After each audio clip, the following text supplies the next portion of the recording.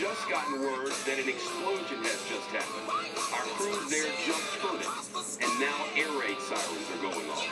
All of this as our crews listen, and just hours after a rocket reached Tel Aviv, and Israel put Hamas on notice, readying tens of thousands of Israeli troops for possible deployment. The two sides now closer to the breaking point, closer to ground war than we've seen in years. Just hours ago, air raid sirens sounded across Israel's commercial capital of Tel Aviv. Israeli media report the nation's Iron Dome defense system, as they call it, blew up a rocket over the city. That is the deepest that the Palestinian militants have penetrated in fighting that's seen the two sides trade hundreds of rocket strikes in just days. Now, Israel has deployed troops to its border with the Hamas-ruled Gaza Strip. Defense officials, they've already sent more than 1,500 reservists, and another 40,000 are officially on call, raising the very real possibility of a ground assault. The fighting shatters 2 years of relative calm that's ended with the kidnapping and executions of 3 Israeli teenagers. In a suspected revenge attack, investigators say several Israelis abducted a Palestinian teen, beat him, set him on fire, and left him to die. Militants in Gaza responded with more rocket fire and Israeli rockets on site, and it triggered a deadly back and forth that's escalated by the hour.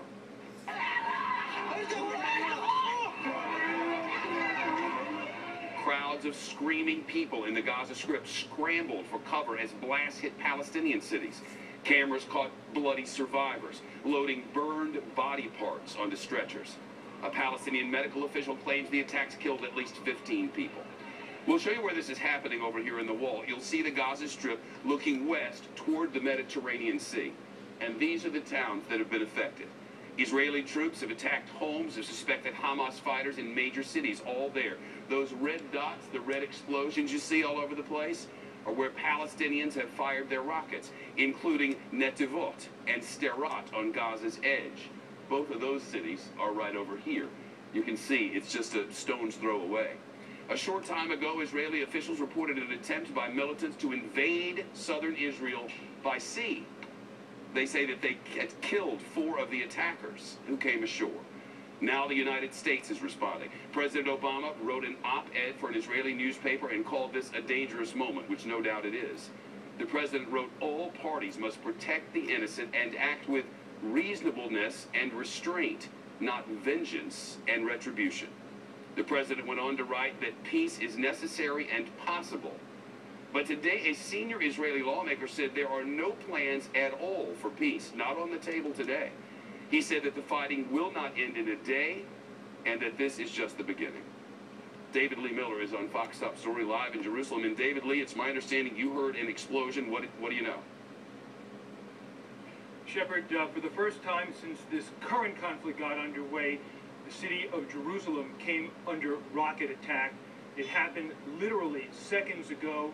I could see from my vantage point overhead at least what appeared to be 2 rocket interceptions in the city of Jerusalem, populated areas.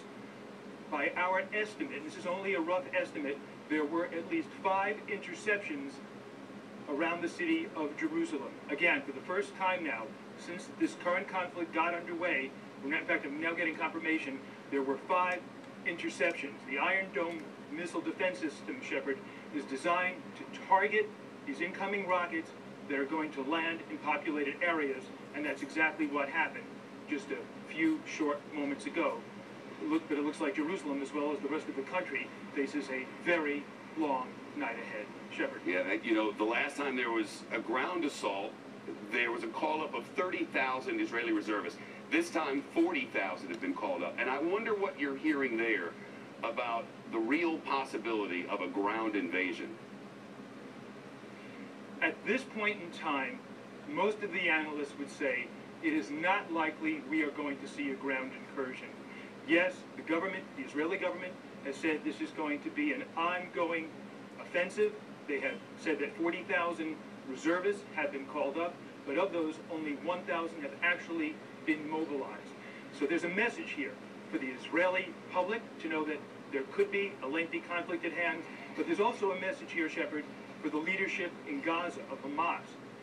The Israeli government wants Hamas to know that it is serious. If the rocket attacks do not end, there will be a ground incursion, but that doesn't necessarily mean soon. And lastly, and very quickly, let me remind you that in 2012, the last time there was a conflict between Israel and Hamas in Gaza, Israel made the same type of threats.